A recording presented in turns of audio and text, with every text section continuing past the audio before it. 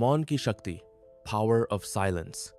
मौन यानी चुप रहना ये सिर्फ शब्दों का न होना नहीं है, बल्कि एक गहरा आध्यात्मिक और मानसिक अनुभव है।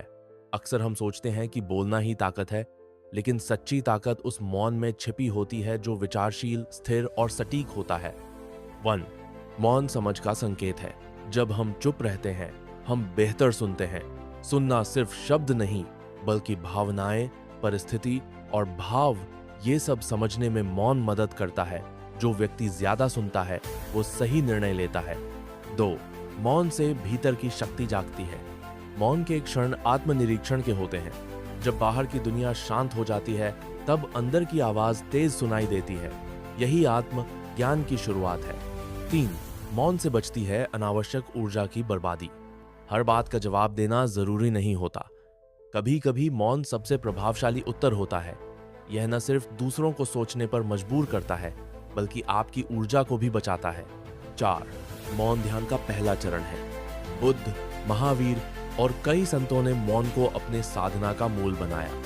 मौन से मन शांत होता है और ध्यान की गहराइयों में उतरना आसान होता है। 5. मौन व्यक्ति अधिक प्रभावी होता है। जब आप कम बोलते हैं, तो लोग आपके शब्दों को ज्यादा महत्व देते हैं। आपकी चुप्पी भी बहुत कुछ कह जाती है। सच्चे नेता और ज्ञानी अक्सर कम बोलते हैं, लेकिन उनकी बातें दिलों को छूती हैं। उदाहरण, गौतम बुद्ध। बुद्ध अक्सर प्रश्नों का उत्तर मौन से देते थे, क्योंकि कुछ सवालों के उत्तर शब्दों में नहीं होते, वो अनुभव में होते हैं। उनका मौन लोगों को आत्मचिंतन के लिए प्रेरित करता था।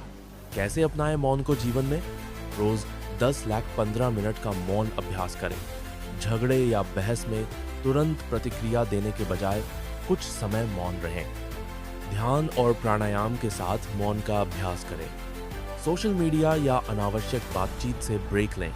निष्कर्ष, मौन कोई कमजोरी नहीं, बल्कि गहरी समझ और आत्मबल का प्रतीक है।